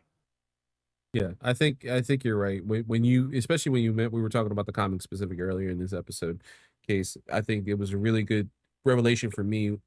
Because a lot of stuff when they deal with Superman don't take the time to deal with, or pardon me, the death of Superman, don't take the time to deal with the world without Superman. We do have that Justice League episode where they do cover it for like a 10-minute period, but like, and then he comes back, from the future thing and everything like that. We have so many different adaptations, but we don't spend a lot of time with a world without Superman. And it wasn't until you mentioned that I was like, that's what this movie's missing. It's exactly what this movie's missing. This movie is missing a Justice League : the world without Superman, and give me why did we get 75-minute 6 months time jump? Yeah, and even if we did the 6 months time jump, like an end game kind of deal, like wow, look how crazy the world is without Superman. But we're gonna focus this storyline specific on the Justice League, and then maybe don't even have like or maybe like, hey, yeah, that his grave is still empty. Like, we don't know what happened. We have no track of Mhm. that. We still don't have Superman. And listen, Diana, you're awesome and you're super powerful, but now we have something like Despero, something like Mongol we have to fight, that we could use another heavy hitter. And maybe they bring in like somebody like they did in the animated series. Like they had Lobo, come in and try to Mhm. like help out and be the Justice League until Clark came back. Something like that. Something we can like bring in some other heavy hitter, and then maybe Steele's the one who comes in, introduce these four, like you mentioned, slower, like space it out a little more, and then give us a full hour and a half that is the reign of Superman, them trying to figure out who's going to be the one to really take up the throne of Superman, and have Kal-El come back and be like, oh, shit, finally. And then you put in the stuff that you want for this universe. Darkseid being the one who sent Doomsday. Darkseid controlling Hank Henshaw specifically in this universe for his means to try to take over Earth again, because he was slated 5 years ago in Justice League War. And then set up, hey, at the end, that Easter egg at the end, like, hey, we've been on the defense when it comes to Darkseid, and we've had to fight him now twice. And he's a big deal. We need to take the fight to him now. And like, we're all in agreement. Like, okay, cool, let's do that, but we have to have that movie in between, and I would love to see an alternate universe that has that. And again, it doesn't have to be a Tech 90. It could be a 45-minute special. It could be a 60-minute special. It doesn't have to be something that is a full feature-length movie. It could be something in itself that just shows like what this world is like without it. Like, what are the Titans dealing with? Because they mentioned them earlier, and then Barry slights them Mhm. like a dickhead for no reason. Um, Like a jerk. yeah, like Be nice why? to the Titans. We Why are love you? them. Guess who didn't allow fucking demonic fucking brother Blood to take over the fucking Earth? Fucking Nightwing and the rest Mhm. of the Teen Titans. Asshole, go fuck yourself. Where's Wally? Why are you the Flash, Where is Barry? Wally? You gave me Wally for 2 minutes, and I'm like, I want that. That's who I want. Yeah. Fucking love Wally. God damn. Yeah, no. We're on like, movie 13? 13 Yeah, of yeah. 16 in this universe. And it's, definitely ranks in my upper middle of Mhm. what we've seen so far. It was solid. I really enjoyed it. I do think it would be more beneficial to watch Death and Reign back to back and not go on a jaunt through Constantine Land in between, and I think that would have made me enjoy it a little bit more. Yeah. Now have a To storyline just where carry John that Constantine momentum fucks a into city. them. Sure. Fucking We plot love point. city fucking. Uh, but yeah, no, overall, I really enjoyed this. Again, I didn't have much touch point or reference for the original story run, so I didn't have any, love lost or loyalty to that. And overall, again, I mentioned the structure isn't great in general, which I feel like they've been so solid up to this point. I don't really know what kind of fell apart here. But I'm interested to see how it leads into the rest of especially our finale for the season. But I'm super excited to see next week's take on another iconic comic storyline. So that will be a very interesting pivot. Yeah. In case, what are your final thoughts on the movie? The movie, I think this is a solid B minus. Like, it's a Mhm. good adaptation of the work that misses some of the nuance that existed beforehand, introduces some of its own, has good adaptations of the characters, but also feels kind of jammed in there. Mm-hmm. Yeah. And I feel like that's like a pretty good summation of the whole thing. Yeah. No, I agree. Yeah, you nailed it. Short and sweet. Love to Yeah. see it. Yeah, I highly agree. All right, as Sly mentioned, next week your homework is Batman Hush. Listen, we got two adaptations. 2019. Yeah, 2019's Batman Hush. We had two adaptations of prominent, very featured storylines within DC continuity. Let's see how they handle this in the DC AMU. Before we leave, we'll go around the horn. We'll start with our special instructor Case. Where can people find you? People can find me on most social media platforms at Case Aiken.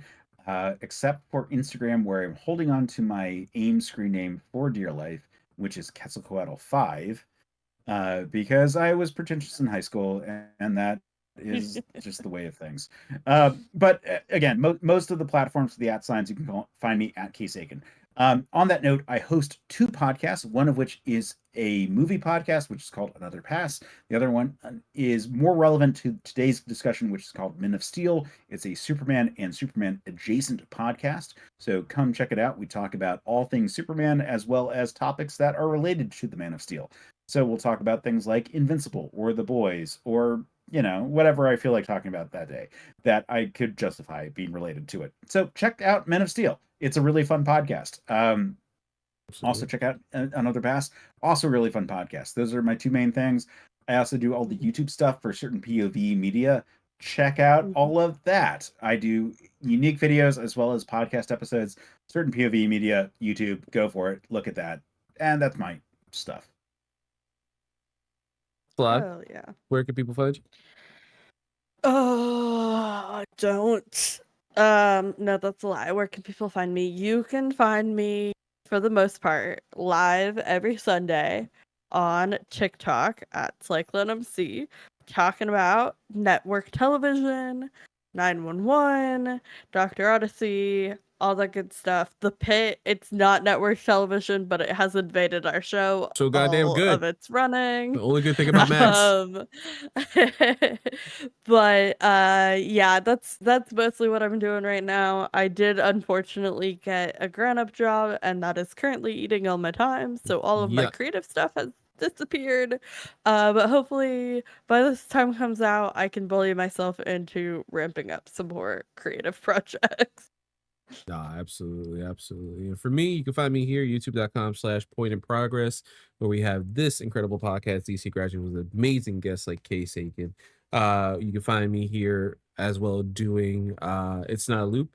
It's a Remedyverse playthrough series where I am playing through the Remedyverse for the very first time. We already got through season 1, which was It's Not a Loop, It's a Spiral, which is Alan Wake Remastered and Alan Wake American Nightmare. We also finished up season 2, which was It's Not a Loop, It's a Quantum Break. Obviously, it's Quantum Break related. And as well, you can check me out, youtube.com/nerdaday, where I do some cool story stuff where like I'll just take a piece of like news that broke in the entertainment industry and kind of talk about, give my 2 cents. Try to keep them about 20-30 minutes there. The last episode we did was about all the Switch 2 details, which now, as a recording, is 1 month away. I'm really excited. I also got my pre-order. So I'm hopefully, fingers crossed, that actually comes in the mail and GameStop doesn't fuck me on that one. Who knows? It's GameStop. That's why I did mention it to my kids, just in case.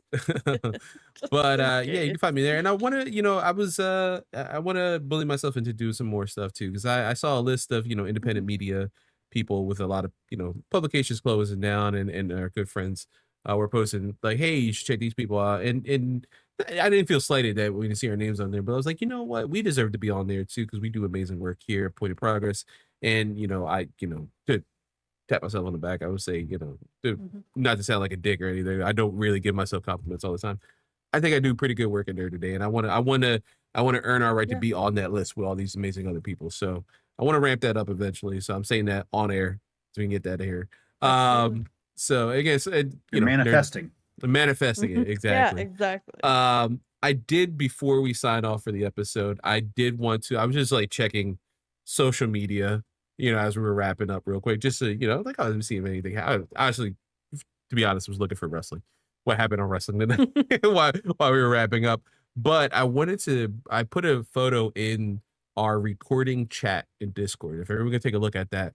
I have to give permissions. Hold for a second. Yes. Okay. So yeah, you can do that. Oh. Yeah. That's so fresh. Yes. So that photo, let me know when you can see it, Case, is from 2018. So what's that, 7 years ago? I had to do the fucking math. It was Free Comic Book Day, which was a Saturday that day. Again, as I mentioned, I went to my favorite comic book store, Ontario Street Comics, and I bought my son. This is my son in the photo. Connor, I bought him I bought 2 copies of the Reign of the Superman issue that happened to be Connor's first introduction. So I bought especially a special polybag one for myself, and I bought another one for him to eventually open down the line. And it's him holding it as a baby for the very first time. He's almost 1. Precious. And Oh how my perfect God. for us to talk about the Reign of the Superman episode and this photo pop up on my Facebook memory. So shout out to my son Connor. Hopefully you live up to be that cocky little asshole and lovable miscreant that Connor Kent is. I named you for a reason. Just don't do it toward me, man. Not toward me, you know. Just society in general, man. Don't let society take you down. To your father, you should listen to, though. You know what I mean? Yeah. Exactly. But I thought that was a cute thing. I was like, oh wow, what fucking luck is it that, 2025 May 5th we're covering, as of recording, Reign of the Superman movie, and then 7 years ago here's my son holding that comic book. It's adorable. Like it's such a good shot. Yeah, full circle moment. So till next time, class is dismissed. Bye. No. I didn't mean to do that. I did mean to stop recording.